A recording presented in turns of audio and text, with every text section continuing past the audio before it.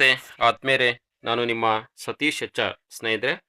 ಪದವೀಧರ ಪ್ರಾಥಮಿಕ ಶಾಲಾ ಶಿಕ್ಷಕರು 6ರಿಂದ 8ನೇ ತರಗತಿ ನೇಮಕಾತಿಗೆ ಸಂಬಂಧಪಟ್ಟಂತೆ ಅಂಕಗಳ ಒಂದು ವೆಯ್ಟೇಜ್, ಅಂಕಗಳ ಪ್ರಮಾಣವನ್ನು ಯಾವ ರೀತಿ ವೆಯ್ಟೇಜನ್ನು ಮಾಡಲಿಕ್ಕೆ ಗೈಡೆನ್ಸನ್ನು ಬಿಡಲಾಗಿದೆ ಅಂತಕ್ಕಂಥ ಒಂದು ಮಾಹಿತಿಯನ್ನು ಈ ವಿಡಿಯೋದಲ್ಲಿ ತಮ್ಮೊಟ್ಟಿಗೆ ಹಂಚ್ಕೊಳ್ಳೋದಕ್ಕೆ ಬಯಸ್ತೇನೆ. ಯಾರೆಲ್ಲ ಇದೇ ಮೊದಲ ಬಾರಿಗೆ ಸೃಷ್ಟಿ ಸಿಂಚನ ಯೂಟ್ಯೂಬ್ ಚಾನಲನ್ನು ವೀಕ್ಷಣೆಯನ್ನು ಮಾಡ್ತಿದ್ದೀರಾ, ಸಬ್ಸ್ಕ್ರೈಬ್ ಆಗಿ. ಇದೇ ರೀತಿಯ ಸಾಕಷ್ಟು ವಿಡಿಯೋಗಳನ್ನು ವೀಕ್ಷಿಸಿ ಅಂತೇಳಿ ತಮ್ಮಲ್ಲಿ ಕೇಳ್ಕೊಳ್ತಾ, ಸ್ಪರ್ಧಾತ್ಮಕ ಪರೀಕ್ಷೆಯಲ್ಲಿ ಪಡೆದ ಅಂಕಗಳು CET ಕಾಮನ್ ಎಂಟ್ರೆನ್ಸ್ ಟೆಸ್ಟ್ ಇದರಲ್ಲಿ ಪಡೆದಿರ್ತಕ್ಕಂಥ ಅಂಕಗಳಲ್ಲಿ 70% ಅಂಕಗಳನ್ನು ಪರಿಗಣನೆಯನ್ನು ಮಾಡಲಾಗುತ್ತೆ 6ರಿಂದ 8ನೇ ತರಗತಿ ನೇಮಕಾತಿಯನ್ನು ಮಾಡ್ತಕ್ಕಂಥ ಅಭ್ಯರ್ಥಿಗಳಿಗೆ. ಇನ್ನು ಶಿಕ್ಷಕರ ಅರ್ಹತಾ ಪರೀಕ್ಷೆಯಲ್ಲಿ ಪಡೆದ ಅಂಕಗಳು, ಈಗಾಗಲೇ TET ಉತ್ತೀರ್ಣರಾಗಿರ್ತಕ್ಕಂಥ ಅಭ್ಯರ್ಥಿಗಳ ಒಂದು ಶೇಕಡವಾರು ಅಂಕಗಳೇನಿದೆ ಪತ್ರಿಕೆ 2ರಲ್ಲಿ, ಆ ಪತ್ರಿಕೆ 2ರಲ್ಲಿ ಪಡೆದಿರ್ತಕ್ಕಂಥ ಅಂಕಗಳ 20% ಇಲ್ಲಿ ಪರಿಗಣನೆಯನ್ನು ಮಾಡಲಾಗುತ್ತೆ ಅಂತಕ್ಕಂಥದ್ದು.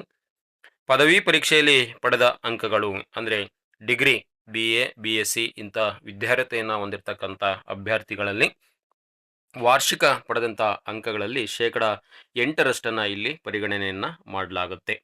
ಇನ್ನು ಶಿಕ್ಷಕರ ಶಿಕ್ಷಣ ಕೋರ್ಸ್ನಲ್ಲಿ ಪಡೆದ ಅಂಕಗಳು, B.Ed ಪದವಿಯನ್ನು ಪಡೆದಿರ್ತಕ್ಕಂಥ ಅಥವಾ D.Ed ಪದವಿಯನ್ನು ಪಡೆದಿರ್ತಕ್ಕಂಥ ವಿದ್ಯಾರ್ಥಿಗಳಲ್ಲಿ ಅವರ ಪಡೆದಿರ್ತಕ್ಕಂಥ ಶೇಕಡವಾರು ಅಂಕಗಳಲ್ಲಿ 2% ಇಲ್ಲಿ ಪರಿಗಣನೆಯನ್ನು ಮಾಡಲಾಗುತ್ತೆ.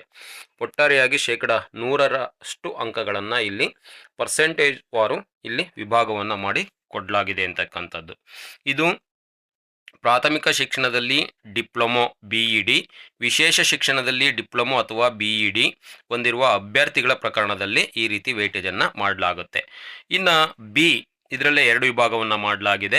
4 ವರ್ಷಗಳ ಶಿಕ್ಷಕರ ಶಿಕ್ಷಣ ಪದವಿ ಹೊಂದಿರುವ ಅಭ್ಯರ್ಥಿಯ ಪ್ರಕರಣದಲ್ಲಿ ಆ ಅಭ್ಯರ್ಥಿಯ ಶೇಕಡವಾರು ಅಂಕಗಳ ಪ್ರಮಾಣವನ್ನು ಈ ಕೆಳಗಿನಂತೆ ವೇಟೇಜನ್ನು ಮಾಡಲಾಗುತ್ತೆ. ಅಂದರೆ ಸ್ಪರ್ಧಾತ್ಮಕ ಪರೀಕ್ಷೆಯಲ್ಲಿ ಪಡೆದ ಅಂಕಗಳು, CETಯಲ್ಲಿ ಪಡೆದಂಥ ಅಂಕಗಳಲ್ಲಿ 70% ಪರಿಗಣನೆಯನ್ನು ಮಾಡಲಾಗುತ್ತೆ. ಶಿಕ್ಷಕರ ಅರ್ಹತಾ ಪರೀಕ್ಷೆಯಲ್ಲಿ ಪಡೆದ ಅಂಕಗಳು TET ಪತ್ರಿಕೆ 2ರಲ್ಲಿ ಪಡೆದಂಥ ಅಂಕಗಳಲ್ಲಿ 20% ಪರಿಗಣನೆಯನ್ನು ಮಾಡಲಾಗುತ್ತೆ.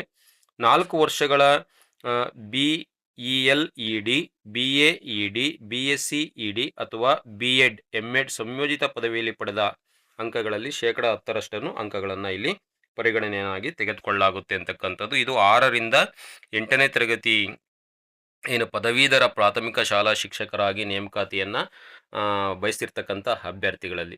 ಸರ್, ನನ್ನ ಹತ್ರ ಈಗಾಗಲೇ ನಾನು CET ಅಷ್ಟೇ ಕಂಡಕ್ಟ್ ಮಾಡಬೇಕು, ಈಗಾಗಲೇ ನಂದು TET ಪಾಸ್ ಆಗಿದೆ, ಡಿಗ್ರಿ ಮಾರ್ಕ್ಸ್ ಇದೆ, ಶಿಕ್ಷಕರ ಒಂದು B.Ed ಮಾರ್ಕ್ಸ್ ಅಥವಾ D.Ed ಮಾರ್ಕ್ಸ್ಗಳಿದೆ, ಹೇಗೆ ಸರ್ ವೆಯ್ಟೇಜ್ ಇದನ್ನು ಕಂಡಿಟ್ಕೊಳ್ತಕ್ಕಂಥದ್ದು, ಮುಂದಿನ ಪರ್ಫಾರ್ಮೆನ್ಸ್ ನನಗೆ ಹೇಗೆ ಅಂತಕ್ಕಂಥದ್ದು ಕೂಡ ವಿದ್ಯಾರ್ಥಿಗಳಲ್ಲಿ ಗೊಂದಲ ಇರ್ಬೋದು. ಇಲ್ಲಿ ನೋಡಿ, ತಮ್ಮ ಒಟ್ಟು ಟೋಟಲ್ ಉದಾಹರಣೆ TET ಪತ್ರಿಕೆಯಲ್ಲಿ ತಾವು 150ಕ್ಕೆ ನಡೀತಕ್ಕಂಥ ಇದು ಪರೀಕ್ಷೆ ಆಗಿದೆ ಪತ್ರಿಕೆ 2. ಈಗ 150ಕ್ಕೆ ಕನಿಷ್ಠ 60% ತೆಗೆದುಕೋಬೇಕಾಯಿತು. ಅಲ್ಲಿಗೆ 90% ಅಂಕಗಳನ್ನು, ಅಂದರೆ 150ಕ್ಕೆ 90 ಅಂಕಗಳನ್ನು ಪಡೆದುಕೊಂಡ್ರೆ 60% ಅಂಕಗಳಾಗುತ್ತೆ ಅಂತಕ್ಕಂಥದ್ದು.